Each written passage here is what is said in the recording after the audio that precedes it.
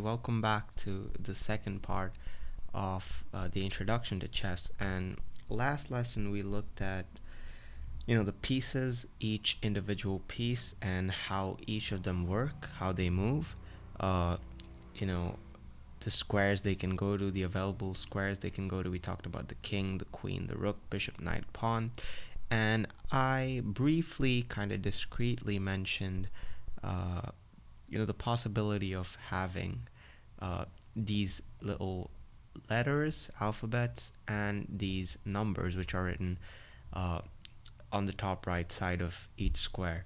Now, on a real three-dimensional board, you would have these letters and digits written outside, so it would be like there would be a little bit of a cloth extension of the board, and that's where these would be written. But since this is an online board, and for people who play online chess, it's gonna look like this. Now, a lot of people who start off with chess get really confused with what these things are, and they're like, we don't know what these things are, so we're not even going to get into the complication of it.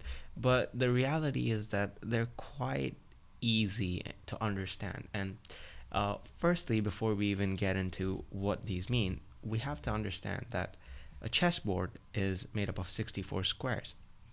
That means that you have 8 squares running horizontally, and you have 8 squares running vertically. So that would make the area of a square 8 squared, which is 64. A little bit of maths, but it's quite important for you guys to understand this.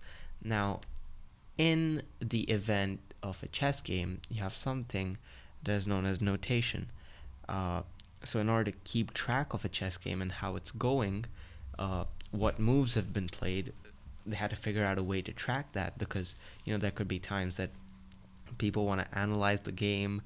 They want to go back home, see where they've made the mistakes, or they want to go back home, and in the olden times you had adjournment of games when there was no engine, so they would go back home and analyze the game. So they would need some sort of a reference to kind of reenact the game. I mean, at a grandmaster level, people can remember games, 20 to 30 moves. Even me, as I'm not a grandmaster or any title player, but I can remember uh, up to, let's say, 20 to 25 moves as well if I've played the game. But still, even when we were calling out moves, how would we explain that? Okay, if I have a knight here, well, I'm moving it here. And for this reason, you had to get a notation. And this notation was written by these letters and these digits. To simply put it across, these letters and digits are just coordinates of the chessboard. Just like you have coordinates on Earth, you have latitudes, longitudes, you have these coordinates on the board. Now, the horizontal coordinates, which run like this, or you could say it run like this, from 1, 2, 3, 4, 5, 6, all the way till 8. These people, or these horizontal rows, are known as ranks. So if you want to remember that, rows are ranks, so R and R. And they basically determine the height or the level, because it's a two-dimensional board. It determines how far up a piece is or how far down a piece is. And the letters here, A, B, C, D, all the way till H, are known as files. So we have rows, which are ranks, and we have letters, which are or columns, which are files. And the basic idea of remembering these is just so that you have a way to speak the language of chess. And the way, so this is kind of like the language of chess. I think I summed it up pretty well there.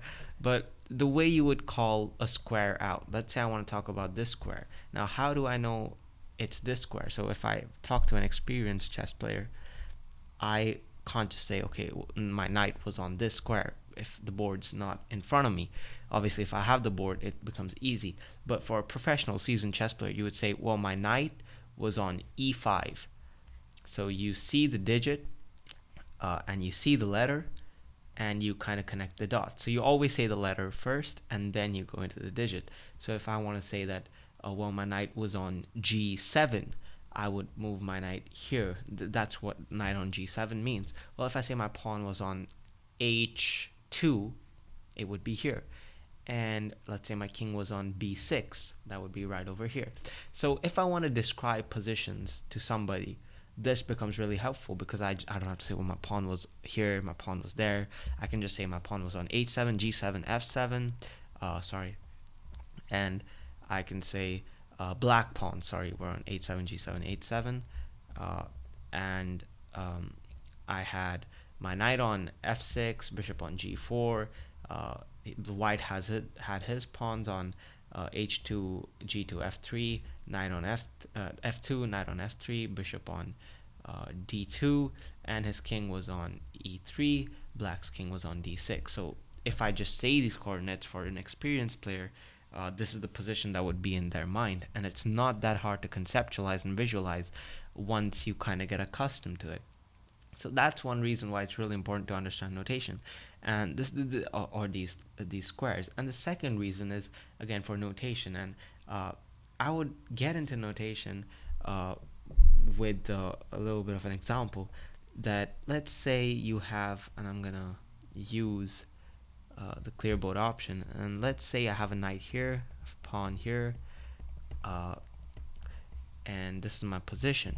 Now let's say I want to tell somebody that, well, the game started with white's pawn going here, and then bishop to here, knight to here, and then I castled.